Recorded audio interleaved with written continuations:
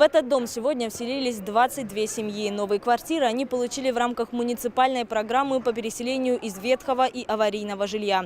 Это уже вторая подобная постройка. В октябре прошлого года новую жилплощадь получили еще 22 семьи.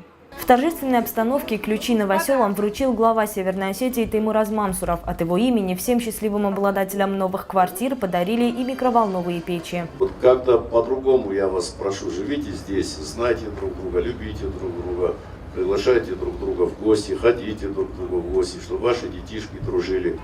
Молодым семьям я желаю больше не кивать ни на что, перестать нам рассказывать сказки о том, что ну как вот детей рожать, а куда, где, чего, не вот.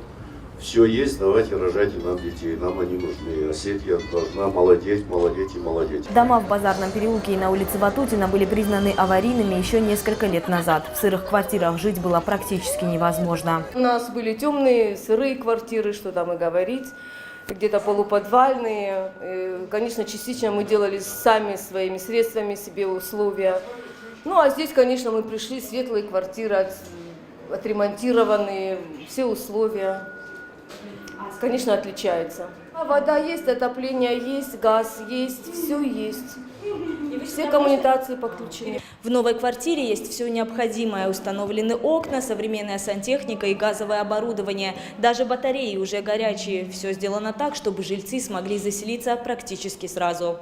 Рядом с домом уже есть детская площадка. В непосредственной близости школа и садик. Чиновники отмечают, задача не в том, чтобы просто отстроить здание. Необходимо создавать инфраструктуру. На строительство 2 домов в рамках реализации муниципальной программы ушло порядка 80 миллионов рублей. В новые квартиры смогли переехать почти 150 человек. Это жильцы 4 аварийных домов на улице Ватутина и Базарном переулке. Общая площадь жилых помещений составила порядка 1500 квадратных метров. Яна Гагиева, Самас Шипшев, Осетия ТВ.